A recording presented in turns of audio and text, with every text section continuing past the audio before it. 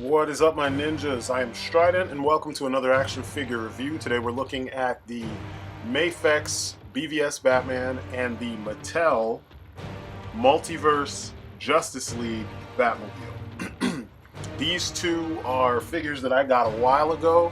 I'm actually about a year late with the Batmobile review, and I'm like 2 years late getting the Mafex Batman, but I told you how good he was and that was the one I want sitting inside this vehicle. And, I kind of meant what I said. That's why I made sure I got him. Now, I have a lot of good things to say about this. It's kind of cool to see the trajectory that Mafex was on back when I said that we need to pay attention to the Mafex figures. Their Superman improved, their Wonder Woman improved, and their Batman just stayed awesome. So it's cool to see that stuff, worked out, and I was right. But today we're going to talk about these two awesome figures. I have so much to say about this Mafex BVS Batman. I hope you guys are willing to listen to what I have to say, being that it was so long, and you know how the toy world works. If it's not done when it comes out, some people don't pay attention. But I also have a lot to say about this Marvel right here. It's kind of strange to me too that this even came out from Mattel, and it was of the quality that it was. But I'm going to get into all of that. But first, we're going to start off talking about the figure. So BVS was kind of a meh kind of movie. There were a lot of cool things visually, but a lot of shit things as far as the story goes. But it seems like the figures, for all of the DC films that have sucked, the figures themselves have been pretty awesome, which is crazy. I am one of those people who I love the look of movie figures in general. Like I told you guys, that's why my Marvel Legends collection is now almost entirely made up of MCU figures. I know some of you are going to be picky and point out how this is the Batman that belongs in this vehicle, but I have them both. So we're going to focus on this one since this is the one that I just got, more recently. So, Mafex BVS Batman. There were a lot of things. You guys have seen lots of reviews. You know that there are people who hate the musculature and the physique of this figure. They think he's not as big up top as he needs to be.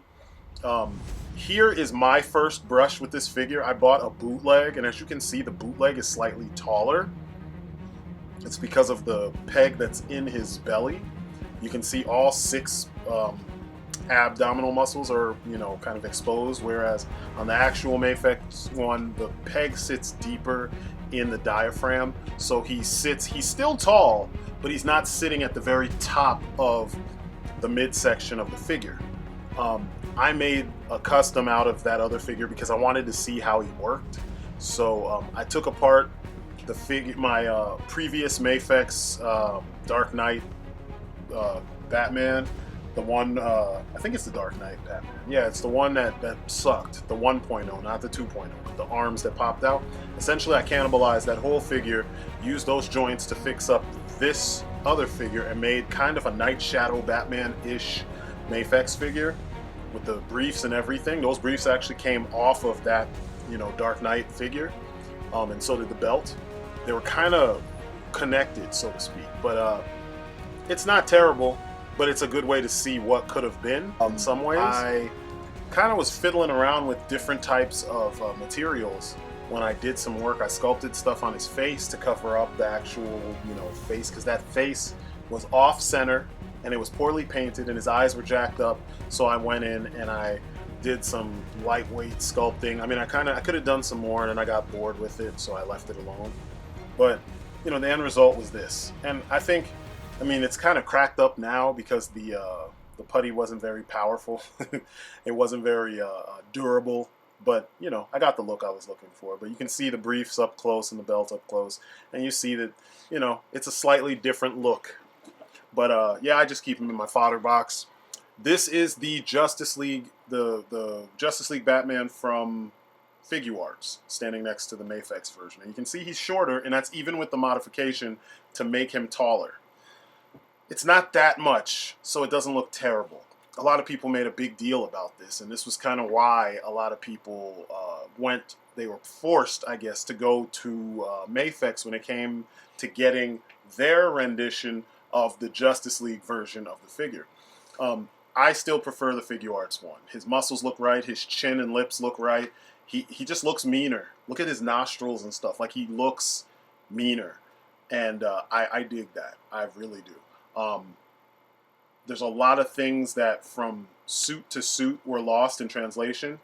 And it seems like the general public don't really pay attention to these things. But I did. And I prefer what Figuarts pulled off. I mean, even look at the suit colors. They kind of match. They're pretty close. They're not exact, but they're close. There's a little more blue in the Figuarts version, but as far as the shade, it's the right shade, and I like that.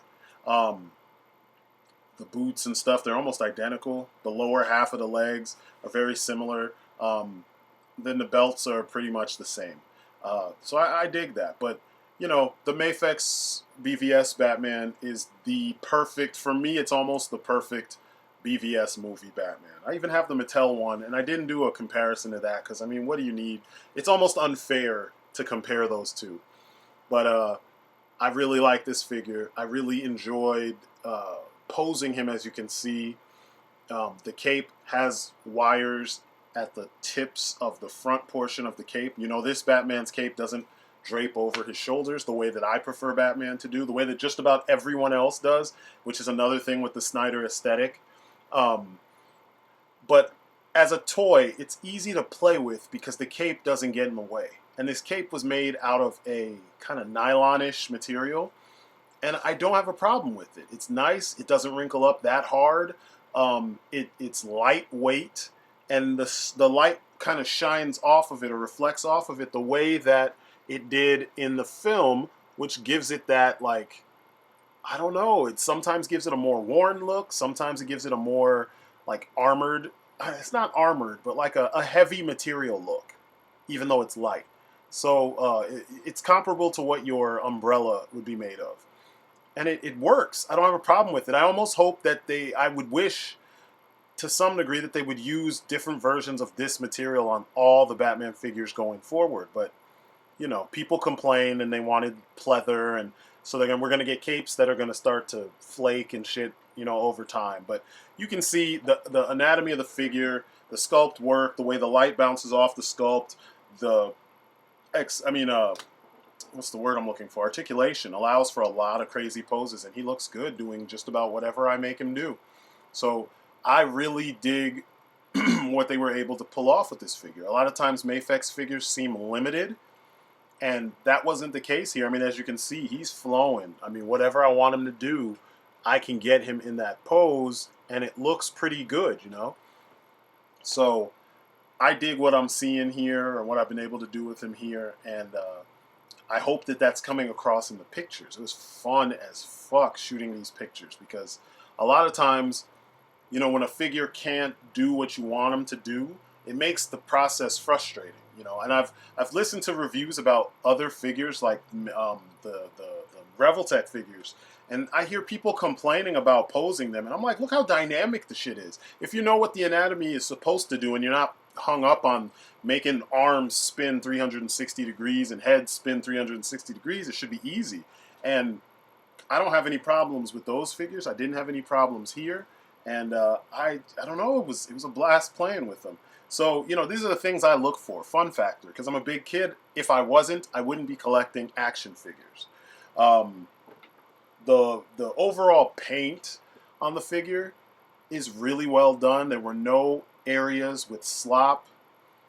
And I don't know, he just looks good. And then when I put him with the other characters from BVS, I was like, what? I mean, I couldn't believe how good they look together. And, you know, that's saying something, because a lot of times figures don't look, you know, they're not perfect in every position. You know what I'm saying? Or at least not most poses. You know what I mean? Sometimes one pose kind of gives way to one of the issues that they might have, you know. Some look really good standing up straight and not good in action, but it's not the case with these guys. So I'm really impressed with what they've done with him, and that's why I held on for so long to get him. So let's talk accessories. I've already been over these accessories in other videos. You have all the different pairs of hands. I think we have 5 there, plus what's on his hands right now. You have a gas grenade or a flashbang. You have one batarang. You have the grapple gun. You have the grenade launcher, and then you have the figure as well as the stand. Um, he comes with about, I don't know, double the amount of stuff that the Figuarts Batman comes with, which was strange because some of the same stuff could have been packaged with the Figuarts one. But this is not a comparison of that. It's just that they're the same character from the same movie franchise, and you'd think that since they jumped on the ball late, they would take Mafex's lead. But they don't have to. Just, I would have assumed that that's what they would have done to make collectors have less things to compare. You know what I mean? But as you know, everything is of impeccable quality. The paint jobs on the gloves are beautiful. All the knuckle dusters look great. The sculpt on the gloves are amazing. There's lots of detail going on both sides, the palm side and the top or outside of the hand. All the weapons have really good details on them, especially the grapple gun. It's a little on the big side, but I love it anyway. But like I said with the knuckle dusters, man, I was surprised in the grips on the hands, like in the palm of the hand. I was just like, wow, they really went all out, and I really like what I'm seeing. So you will not be disappointed as far as accessories go. Essentially, whatever you saw him do in BVS, you can set it up. And you saw with the fight scene that I shot earlier, I was having him do about, the kind of stuff that you always do. And it's comparable. And of course, like I said, you have the figure. The figure itself is masterfully done. Even though he isn't as bulky looking as Batfleck was, he's still great. The MVP, the secret MVP is the stand. I think Mafex makes some of the best stands. I've never had a Mafex stand break. I've had like those Obitsu stands, bro. I had like 2 of them and they broke. They're shit. Figuart stands sometimes break. The NECA stands are fucking garbage, but these are great. I think the Revoltech Amazing Yamaguchi stands are coming for the throne though. But before we move on to talk about the Batmobile, let's take another look at the head sculpt. This is one of those head sculpts where I was just surprised at how sublime it is. It really looks like Batfleck. I mean, there's times where when you're looking at it, it's like, that's a weird looking face. But when you think about why it's weird, it's because the mask is actually doing what it's supposed to do. And oftentimes when you go back and watch the film or look at stills from the film, you will see the same kind of weirdness, that weird feeling to the look of the mask. It's there. So I have to give them props for that subtlety that they used to make this, that they applied to get this to look accurate. Because a lot of times it's something that, companies will give you an essence, but a lot of times they're not actually going for the full, gusto. But it's a beautiful looking figure. I'm surprised at this. And I know I shouldn't be, because the whole point is that it's a higher end figure and it's supposed to look great. But I'm still surprised. I really am. I don't know how else to put it. It caught me off guard, and I'm surprised that, even though I waited and I've seen, more up-to-date versions of the figure, I'm surprised that it's still as striking of a sculpt as it is. Because, I mean, a lot of times, when they move forward, they try a different technique, and sometimes the technique that's used on the more recent version will be more on point than the previous version, And that is the case to some degree, but I think they did an amazing job here. But even this figure cannot get away without some things to point out that are wrong with it. Which brings me to my problems, issues, and nitpicks. I have one. It's real simple. As you look at his, this beautiful head sculpt and the thick neck and everything and the awesome cowl, as you look to the back of the cowl, it sits up a little bit higher than the body. It's not flush with his shoulders and his like his collarbone area and all that. Like it's, and his back too. It's not, you know, it's like he needed to be bulkier to fit this cowl perfectly. You get that gapping. And I'm not a fan of the gapping. It's minute, and if you're playing around with the figure, you might not see him. But for me, this is more of a shelf piece. So, because I just love the design of the costume, I don't really want to use him in place of my favorite Batman that I can actually play with, which is the Legacy um, black and gray, or the S3 sculpt black and gray, or blue and gray, or whatever, or Zipline Batman. Those are my favorites ever made, so those are the ones I play with. But this here is a problem, but if you bunch up the cape a little bit and fold, try to push it up under, it fixes it. So yeah, that's the figure. Now let's talk about the Batmobile. Yes, the Batmobile. So this bad boy here is one of those situations, one of those toys where when I saw the concept art for this Batmobile in what it was going to look like in the film, I was like immediately, yes, I need this, because it was a return to the cool, like, stylized form that we saw with previous Batmobiles. They were always longer, they always had fins, they always had hidden weapons and things like that. All they did here, though, is combine the militaristic aesthetic found on the Tumbler with the sleek, long, violent, you know, mean-looking, menacing-looking Keaton style, you know, '89 Batmobile. And for me, that's perfect, because I think that Batmobile is the best version. Now, what we're looking at here is the BVS version mounted or armed to the teeth with mounted guns, you know what I mean? Which is weird, but at the same time, it's fitting. You know, Batman doesn't use guns, but the '89 Batmobile had guns. The interior is beautiful. All the wheel, the different gears, the little joystick for the big gun, they all move. I'm like, articulation on the interior of a Batmobile, holy shit. The only thing that would have made this thing better is if it was a two-seater.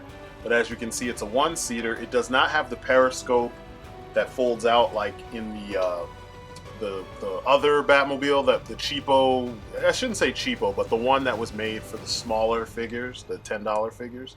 But that one doesn't fit all the different Batman figures perfectly like this one does. This one, it literally looks like just about like what you saw in the film, and I love it, especially if you light it the right way. Like if I had green light in there or red lights in there, it'd be perfect. Starting at the front, we have these missile pods, which are beautiful. They are on a swivel, and they can kind of, you know, move back and forth, or, you know, not 360 degrees. I guess you could try it. The bottom, you have these vent covers. You don't want things to get into the engine. And also, they can actually move down to let, you know, I guess, work as proper intakes, and then they can fold back up, you know, to protect the intakes when you're battering ramming through stuff, or when Batman decides to. The front wheels are on a single axis. They actually, or single axle, good lord. They can actually turn left and right. They turn it feels like they turn a little bit more to the right than they do to the left, but they turn nonetheless. I would have expected when you turn the wheel on the inside, the wheels would actually turn, because I've had some smaller Maisto figures or vehicles that did that. But, you know, this is still cool here. I probably would have preferred if they were fixed. And then the machine guns. You've got these rotating Vulcan cannon type deals, these chain guns mounted everywhere. It's literally like they just took the machine guns from the 80s '89 Batmobile and said, let's beef these things up. And, I mean, since he's fighting parademons, it makes sense. Then you have this giant, like, howitzer sitting in the cockpit, you know, on the passenger side.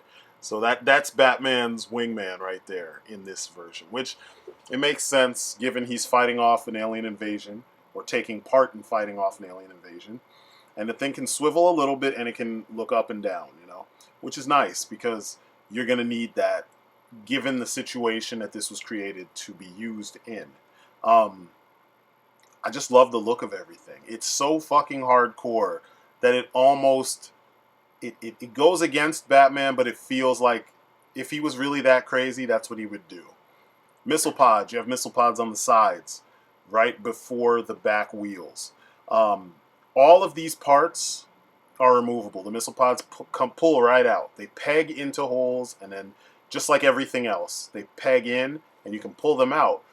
Why would you want to pull these things out? Well, either you might want to recreate how it looked in BVS with the missile pods on the front and nothing else, or Suicide Squad, which was after BVS, where all the weapons came off. At least all the visible weapons came off. And the fact that they gave you these abilities and they made the weapons and stuff modular, it adds to what you're doing. Because what if, a lot of people didn't notice this, right? So what if you are trying to, set up your Batcave to look appropriate? Then you can have him working on putting all the weapons on for Justice League. Your version of Justice League, because nobody would want to replay that bullshit that happened in the film. If you want him to look like he did in BVS, you easily can do that because you can remove all the parts, and then you can put him in the right suit. If you have the alternate heads, you could use those, but you can have him sitting next to his vehicle, just like in the promo images, and he'll look the part, and the car will look the part, and your display will look the part. And I think that's dope, considering that's how a lot of us like to do with our collections. So let's take a look at the vehicle one more time in detail before I get to the bottom line. Looking at the shape and the length, this thing looks ready for battle. One of the benefits for getting this version over the RC version is there's no motors and all that shit going on in here, so you roll it, you control the wheels yourself, you make it turn, you essentially provide the action as we do with our action figures, so you don't have to worry about parts breaking or about losing things. You really don't have to worry about any of that. I mean, if you're sloppy, you could lose the guns if you take them out, or the missile pods if you take those off. But in general, the way that it is, the way that it's set up, the way that things work, as long as you take care of it, and you make sure you keep track. I mean, if you're a collector, more than likely you do keep track of your stuff. You shouldn't have any problems. The wheels are not rubberized, so I know there are a lot of picky fans that will have a problem with that. For me, I play with my stuff on the carpet and sometimes the floor, so fishtailing is a must. I can fishtail it. The suspension is not a working suspension, so it's a pretty sturdy vehicle. All the wheels are on one, each set of wheels is on one axle, so you don't have to worry about losing wheels and them independently falling off and stuff. And if something does happen, it would be easy to fix because there's only one axle. And I'm pretty sure it's a metal rod going through the center like old school toys, which means it's not going to break easily. Detail. This thing is detailed out the wazoo. It's crazy that this is a Mattel product, It's like in the last years, the last year and a half or so, we've seen them prove to us that they can do so much better than what they've been doing. And I don't know, I'm impressed. I mean, I was set to get the Mezco version, or to just look at it and, have the one man tear drop down, as I stare at it and wish that I could bring myself to spend, $400 or $300 on one item that I'm going to play with. But I'm glad they made this, Look at all the different details, the intake stickers, and those are tampoed on. They're not just cheap stickers, The wheel covers, engine bits that are showing in the stepping area, and then the undercarriage. It looks good. It looks covered up, it looks armored, which makes sense. Batman wouldn't have the underside of such an armed vehicle exposed, you know what I mean?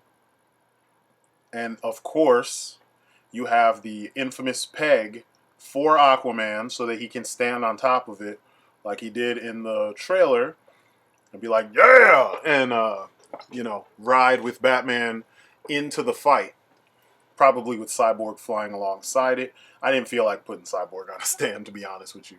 But, it's little details like that that put this thing over as a great piece, you know what I mean? They thought of everything. And now for the bottom line. I mean, hopefully the pictures spoke for themselves, but even if you hate the movie, and I hate the movie, I'm not gonna lie, I didn't even buy it. And that's saying something. I own BVS, and I don't even like BVS that much. I just like scenes in the movie, and I like the idea of things in the movie. But if you like the aesthetics of design in that film, this will be a nice addition to your collection. If you're a Batman fan, this would be a nice addition to your collection because it's by far the best fully realized, reasonably priced Batmobile that you can buy. I mean, $65 for this, but then its RC counterpart is like $400 or $300 or something like that. I mean, come on, it's a no-brainer. This vehicle costs less than some of the higher-end figures that are in a 6-inch scale. So, like I said, it's a no-brainer. You can't even really argue with the price. And as of this recording, I'm gonna look up the Batmobile on eBay and see if it's how much it is. Let me see. The Multiverse Batmobile is about $100. People selling it for $100, $125. So I mean, 65 to this, it's not terrible. I see one for exactly $100. So yeah, you could do a whole lot worse. You know what I'm saying? So I would definitely look into this. Definitely try to get one. I found one for $73.75. So you can find it for close to what it cost when it dropped. So if I were you, I would look into it, see what I can get, see if I can, make it work. And yeah, that's it for this video. So this has been my look at the Mafex BVS Batman and the Mattel Multiverse Justice League Batmobile. They're both freaking amazing pieces, and I think they would fit perfectly in anybody's collection. And as always, thank you for listening. Thank you for watching. This is my story, and I'm sticking to it again. And that's it for me. As always, you guys have been great. Peace outside.